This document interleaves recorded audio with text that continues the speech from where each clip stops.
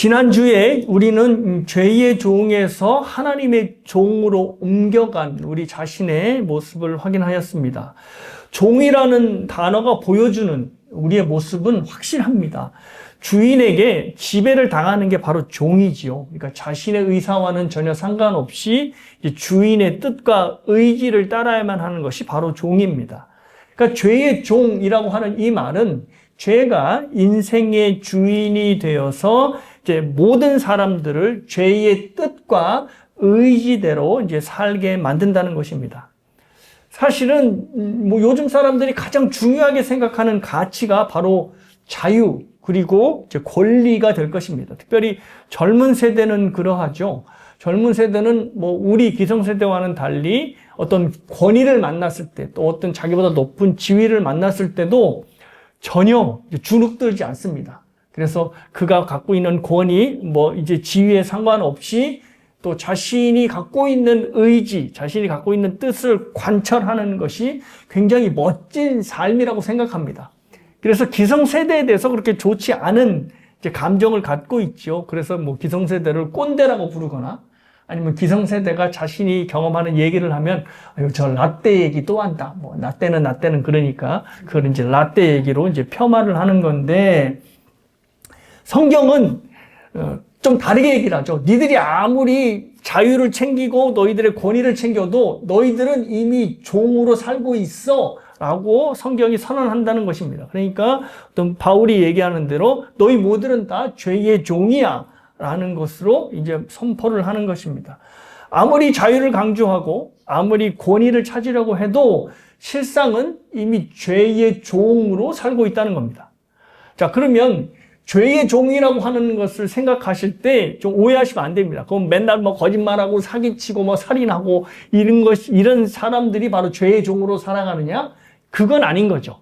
죄의 종으로 사는 것이 과연 어떠한 모습이냐라는 것을 제가 전에 읽어드린 어떤 그 예문을 가지고 함께 좀 생각해 보도록 하겠습니다. 전에 제가 읽어드린 건데요. 한 졸업식 축사에서 한 유명 인사가 이러한 연설을 했다 합니다. 들어보십시오. 성인의 치열한 일상생활 속에 숭배하지 않는 상태란 없다. 누구나 숭배한다. 무엇을 숭배할 것인지가 우리의 선택으로 남았을 뿐이다. 신이나 영적인 것을 숭배 대상으로 선택하는 분명한 이유는 다른 숭배 대상은 당신을 산채로 삼켜버리기 때문이다. 돈과 재물을 숭배하면 아무리 가져도 족하지 않는다. 삶의 진정한 의미를 거기서 얻으려 하면 결코 충분히 소유했다는 기분이 들지 않는다. 몸과 미모와 성적 매력을 숭배해보라. 늘 자신이 못생겨 보이고 나이 들어 노화가 나타나기 시작하면 실제로 죽기도 전에 1000번, 10,000번을 미리 죽는다. 권력을 숭배하면 결국 자신이 약하게 느껴지고 두려워진다.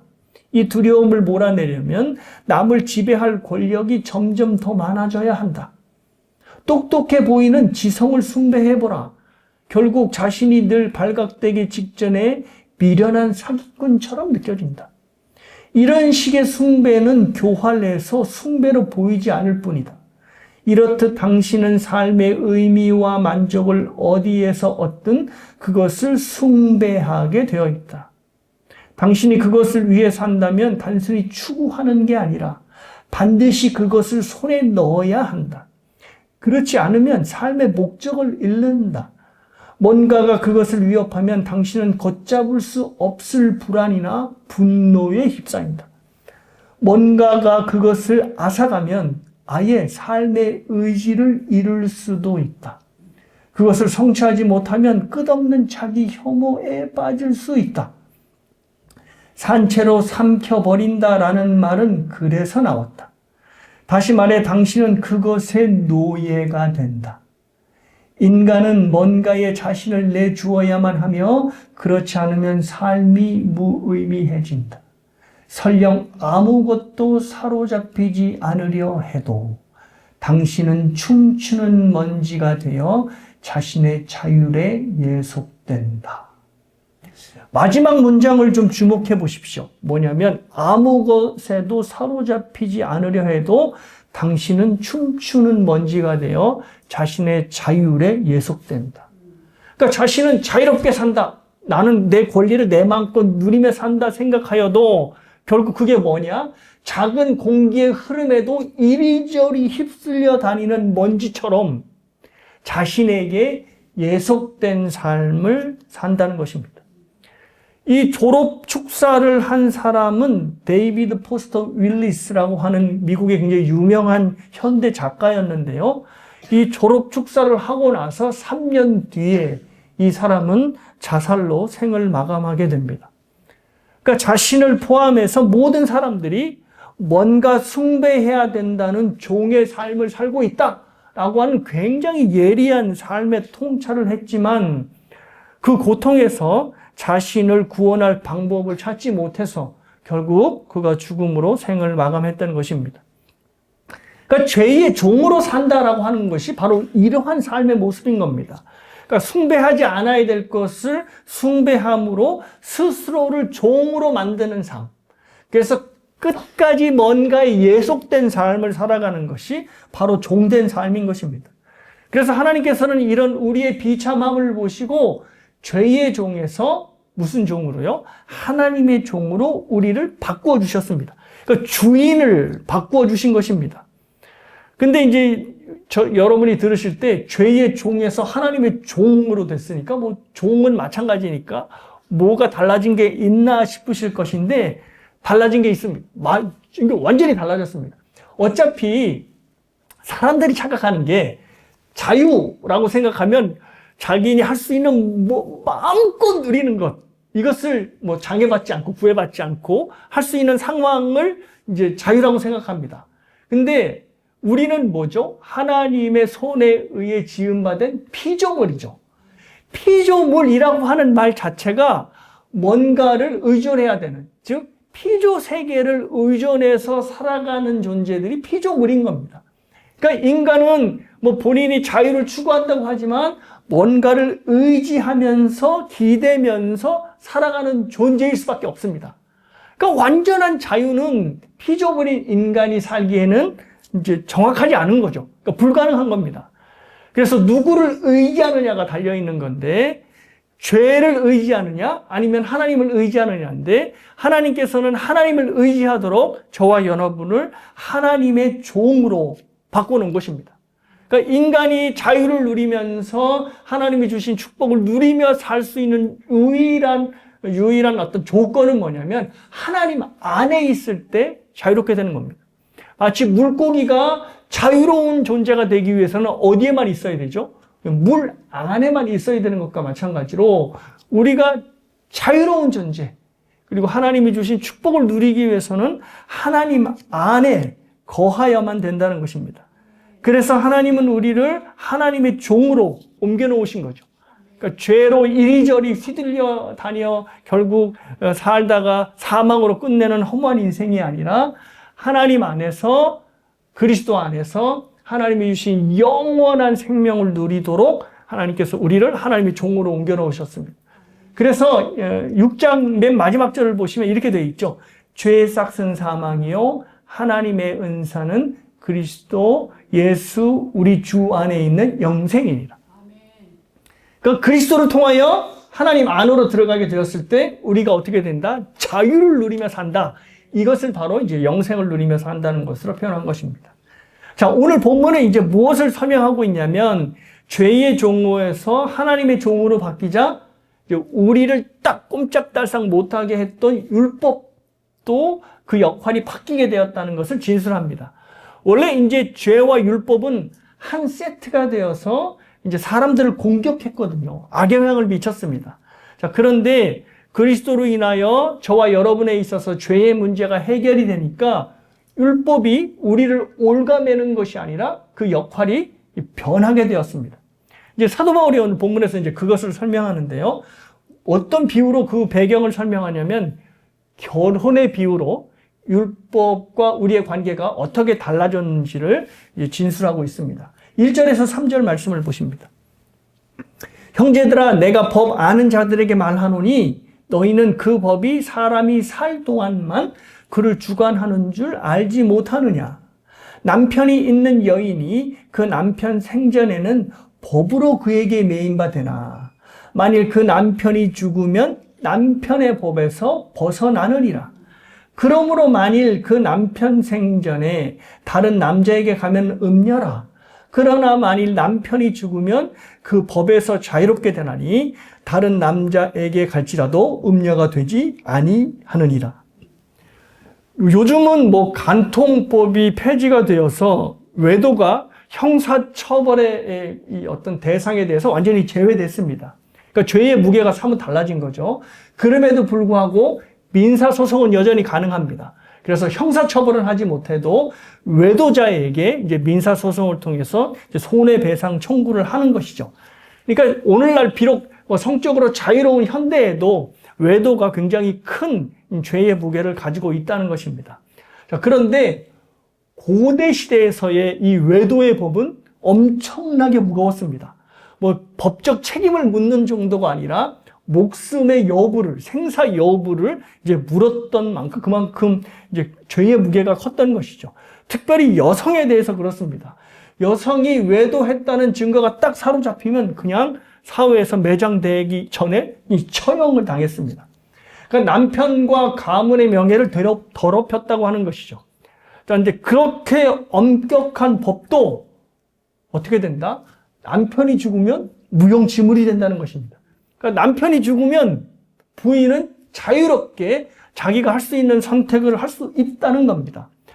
혼자 살아도 되고 아니면 다른 남자에게 이제 시집을 가도 되는 겁니다. 그래서 3절 말씀대로 남편이 죽으면 남편의 법에서 자유롭게 되니 이제 부인은 자유롭게 자기 인생을 설계하면 되는 것입니다. 그러니까 사도 바울이 지금 이 비유를 왜 드냐면 율법과 우리와의 관계가 이렇게 됐다는 것입니다. 그러니까 우리가 죄의 종이었을 때는 죄와 율법이 서로 협력하여서 우리를 꼼짝달싹 못하게 올가맸습니다.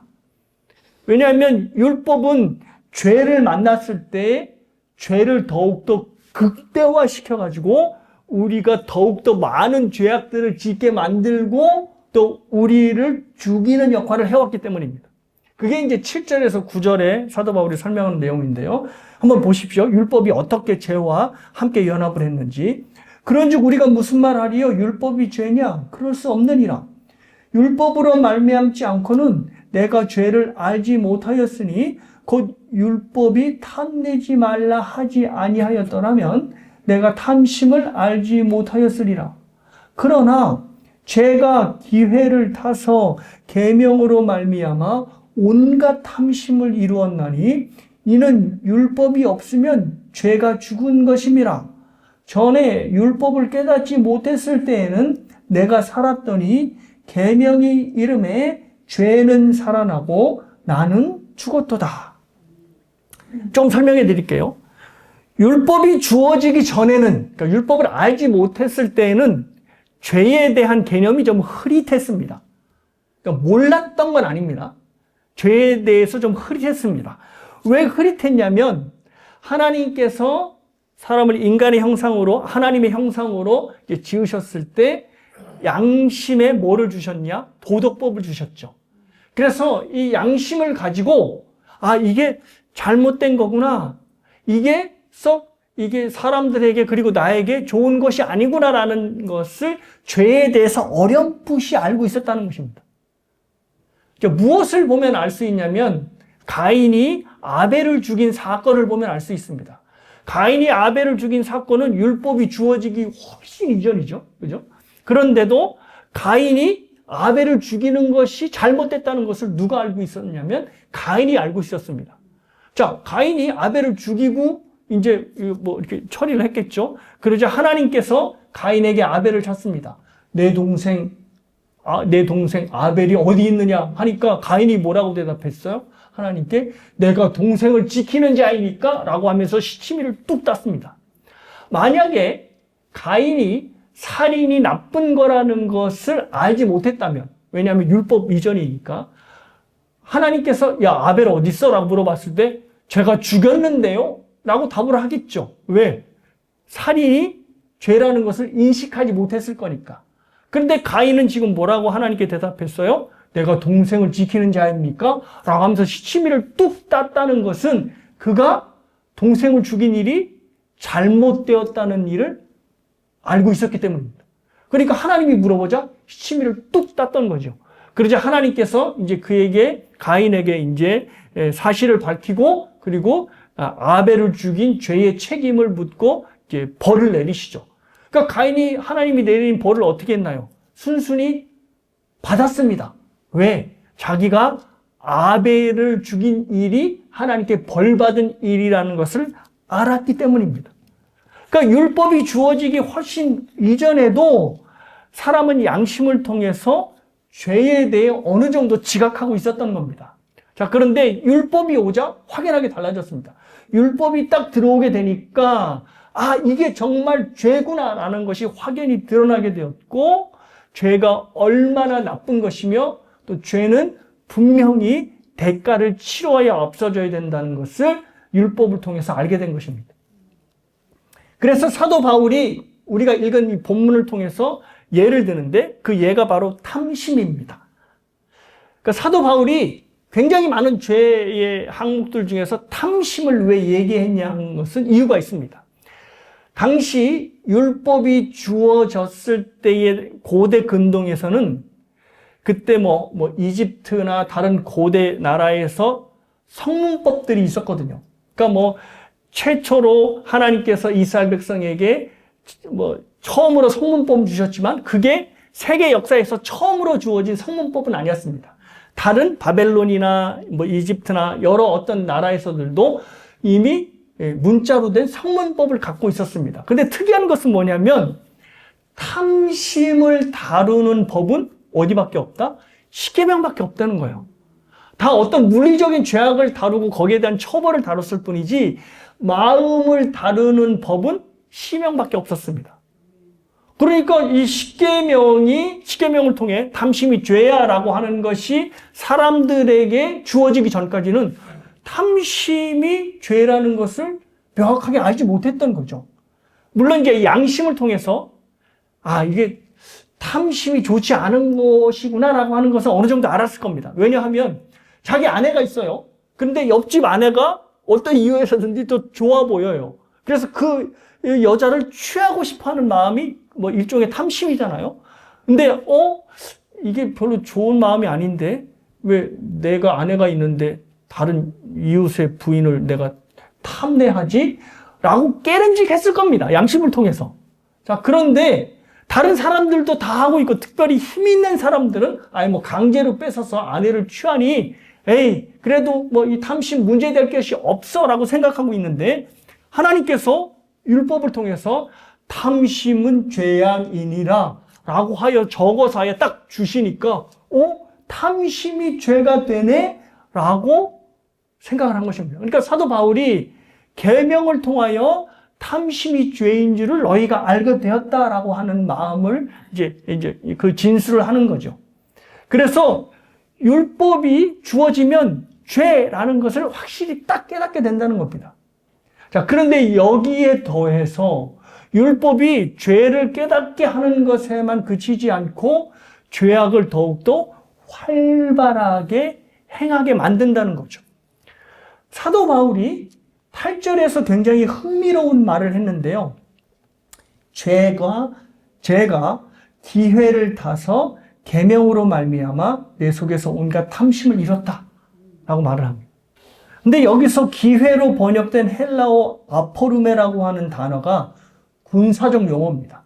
그러니까 군대가 적을 공격하려고 이게 딱 타이밍을 잡을 때 지금이 바로 공격할 기회다라고 공격을 시작하는 것, 이 배경의 단어가 바로 아포르메라고 하는 단어입니다. 그러니까 이것을 이제 본문에 적용하면 죄의 세력이 계명, 율법을 딱 만나게 되자 지금이야.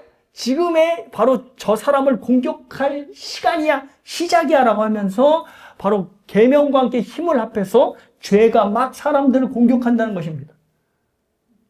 그래서 어떤 이게 율법을 통해서 자신이 죄인가를 딱 이제 알게 되면 오히려 사람들은 죄를 안 짓는 게 아니라 더욱더 많은 죄악들을 저지르게 된다는 것이죠. 그래서 사도 바울이 예를 든 것처럼 탐심이 죄라는 것을 알게 될 때 탐심을 끊어내는 것이 아니라 오히려 다른 탐심들도 일어나도록 마음에 불을 지피는 것입니다. 그 율법이 바로 이러한 역할을 하는 것이죠. 근데 이것이 바로 전혀 생뚱맞은 얘기가 아니라 이미 심리학에서 실험을 통해서 입증된 이야기입니다. 심리학에서 흥미로운 이론이 하나 있는데요. 그것이 바로 심리적 반발 이론이라고 하는 것입니다. 이 영어로는 Psychological Reactance Theory라고 하는데 이게 이제 미국의 심리학자인 잭 브램의 이론입니다. 근데 이 이론의 핵심은 간단합니다. 뭐냐면 인간은 자신의 자유가 제한되었다고 생각하면 그 제한된 행동을 더욱더 원하게 된다는 것입니다.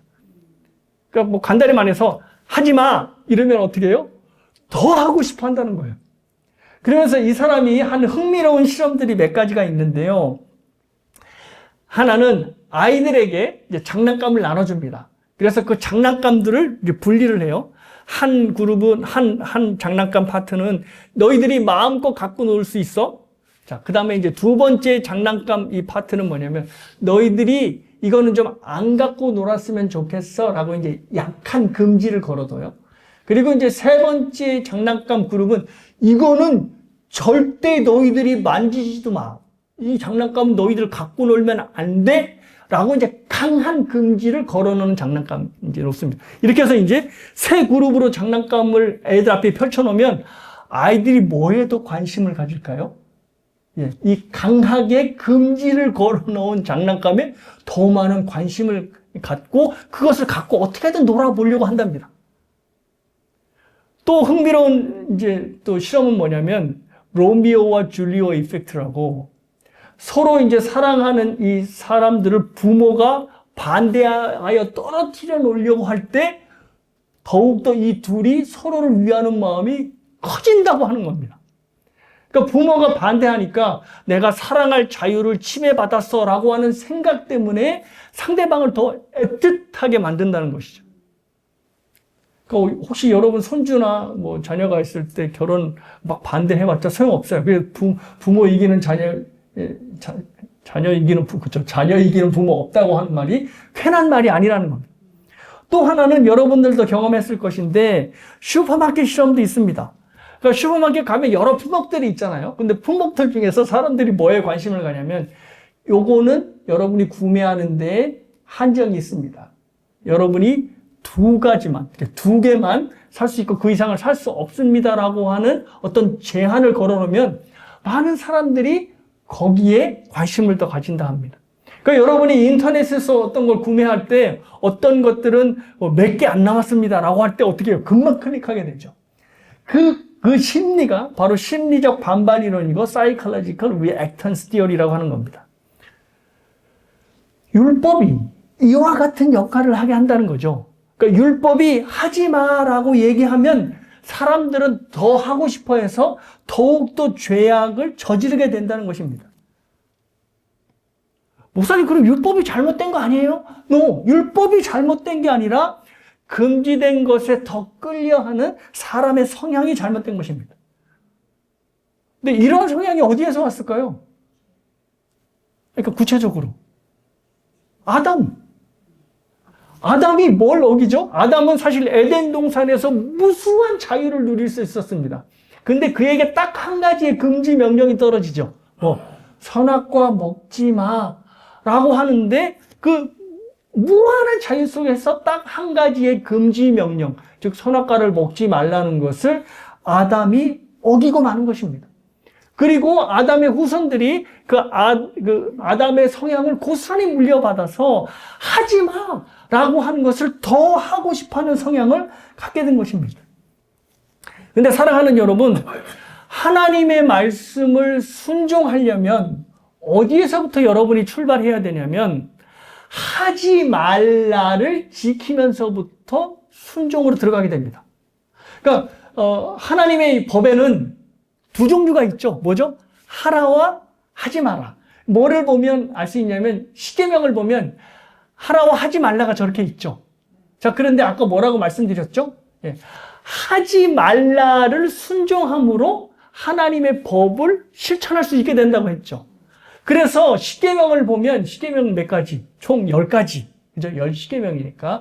그런데 그중 2가지만 하라 돼 있고 나머지 8가지가 하지 마라로 되어 있습니다. 그러니까 하지 마라를 내 삶에서 잘 실천해 나갈 때 비로소 하라라고 하는 명령을 따라할 수 있다는 겁니다. 이 십계명을 바탕으로 이제 후에 이제 랍비들이 이 십계명을 보다 더 넓은 이제 삶의 영역에 적용시키기 위해서 이것을 막 잘게 쪼개서 여러 가지 법들을 만들었어요. 그래서 총 법이 뭐냐면 613가지의 법을 십계명을 기반으로 만들었습니다. 그런데 이 613가지의 계명 중에서 이제 긍정 명령, 뭐뭐 해라라고 하는 명령은 248개인데 하지 마라라고 하는 명령은 365개가 됩니다. 그러니까 하지 말라라고 하는 명령이 117개나 더 많은 것입니다. 그러니까 하나님 그걸 아신 거죠. 인간은 하지 말라라고 하는 것을 잘 지켜야지 한다라고 하는 적극적 계명으로 넘어갈 수 있다는 것을 아시고 그래서 이제 저렇게 이제 율법을 주신 건데 사람들이 율법을 딱 받자 이건 하지 말아야 돼라고 멀리 하는 것이 아니라 오히려 이거 더 하고 싶은데 더 하지 말라고 하는 분명한 꿍꿍이가 있을 거야. 이거 해봐야지 라고 더 한다는 것입니다. 근데 사도 바울이 12절에서 이미 지적한 대로 이거는 율법이 잘못되었기 때문이 아니라 율법을 대하는 사람들의 성향이 잘못되었기 때문에 일어나는 것입니다. 그래서 하지 말라는 것에 더 끌리는 죄악된 본성 때문에 자꾸 죄악을 일으키는 율법이 오히려 죄악을 일으키는 것처럼 보일 뿐입니다. 자, 그런데 이제 예수님께서 십자가에 달려서 우리의 죄의 문제를 해결해 주시자 율법이 바뀌기 시작했습니다. 어떻게 바뀌었냐면 사실 사람이 바뀐 건데 율법이 어떻게 역할을 바뀌었냐면 사람들이 율법을 통해서 죄를 더 짓고 싶어하고 아니면 율법이 정죄하는 것을 통해서 죄책감을 갖는 게 아니라 죄의 문제가 해결되니까 사람들이 율법을 딱 보고 내가 이런 죄의 종이었었네. 그런데 예수님께서 이런 죄의 종인 나를 죄의 모든 문제를 해결해 주셨네 라고 깨닫게 되고요. 또 그런 모든 죄의 문제를 해결해 주시니까 예수님께 대해서 더 감사하게 되고 그리고 더 놀라운 것은 계명을 더 열심히 지키려고 하게 되었다는 것입니다. 왜냐하면 자신의 죄의 문제를 해결해 주시 예수님께서 원하는 삶이 결국 계명을 지키는 삶이라는 것을 알게 되었기 때문입니다. 그러니까 율법이 완전히 역할이 바뀐 거죠. 사람들을 정죄하고 또 죄를 짓게 만들었던 그 율법이 이제는 사람들을 그리스도께 인도하는 역할로 바뀌게 된 것입니다. 자, 이것을 대요리문답, 웨스민스터 대요리문답이 이렇게 정의를 합니다. 들어보십시오. 도덕법, 이게 이제 율법입니다. 율법이 중생한 자들에게는 어떠한 특별한 소용이 있는가라고 하는 질문에 이렇게 대답을 합니다. 중생하고 그리스도를 믿어 행위의 언약인 도덕법에서 해방되었으므로 이로써 의롭다 하심을 받거나 정죄를 받는 일은 없을지라도 모든 사람에게 공통된 도덕법의 일반적인 소용 외에 이 법을 그러니까 도덕법이죠. 율법을 친히 성취하시고 그들을 대신하여 그리고 그들의 유익을 위하여 도덕법의 저주를 참으신 그리스도와 그들이 얼마나 매여 있는지를 보여주므로 그들로 하여금 더욱더 감사케 하며 이 감사를 표현하기 위하여 그들의 순종의 규칙으로 도덕법을 더욱 조심하여 따르게 하는 특별한 소용이 있다. 좀 긴 것 같죠? 간단하게 설명해 드릴게요. 3가지로 아주 좋은 소용을 설명했는데 뭐냐면 율법이 역할이 바뀌었답니다. 어떻게? 자, 율법을 통해서 죄가 딱 이제 드러나게 되니까 아, 예수님께서 이 죄의 문제를 해결해 주신 거구나 라고 예수님께서 자기에게 베푸신 은혜의 내용을 알게 되는 겁니다. 깨닫게 되는 거죠. 그 다음에 이제 뭐로 가는 거죠? 예수님이 나를 위해서, 내 죄를 위해서 죽으셨어? 그러니 어떻게 해요? 예수님께 감사하게 되고. 자, 그런데 이 감사의 삶이 어떻게 나타나냐면 예수님께서 우리에게 원하시는 삶이 계명을 지키는 삶이라는 것을 알게 되니까 어떻게 해요? 나 이제 계명 끝났어. 율법은 나하고 상관없어 하고 율법을 멀리하는 것이 아니라 오히려 율법을 가슴에 안고 율법을 더욱더 실천하는 사람이 되었다는 것입니다. 그러니까 같은 율법이에요. 율법의 내용이 변하지도 않았어요. 같은 율법인데도 율법을 대하는 사람이 완전히 달라지게 된 것입니다. 그러니까 이것은 왜냐하면 율법이 달라진 게 아니라 율법을 대하는 사람의 마음이 달라진 겁니다. 뭐 때문에 사람의 마음이 달라졌을까요? 그 6절에 나옵니다.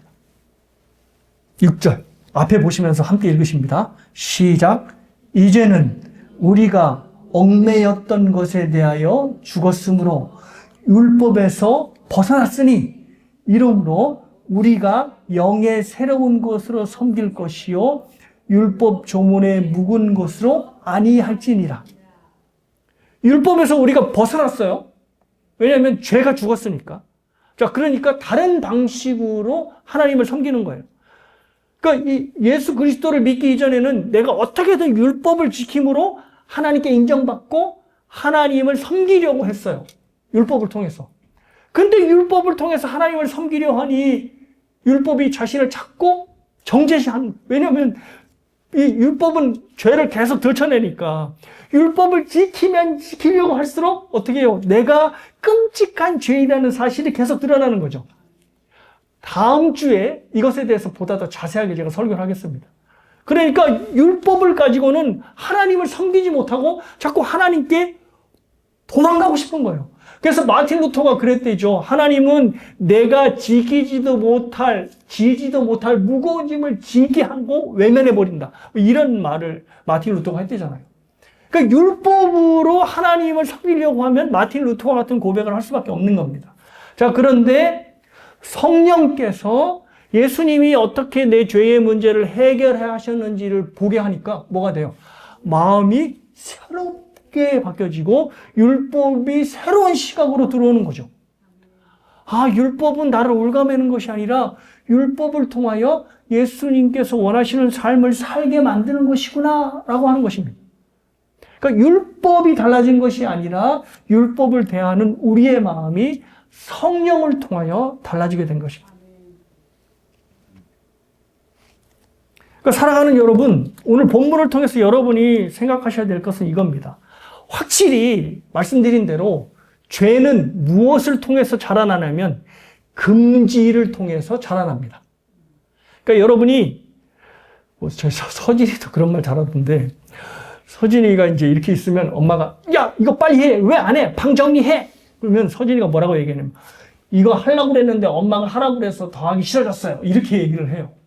근데 여러분 자녀들도 똑같을 것이고 저와 여러분도 똑같은 겁니다. 하려고 했는데 엄마 아빠가 와서 하라고 그러면 더 하기 싫었던 게 우리 자녀들이고 저와 여러분이잖아요. 그러니까 죄는 금지를 먹고 자란다는 게 바로 이겁니다.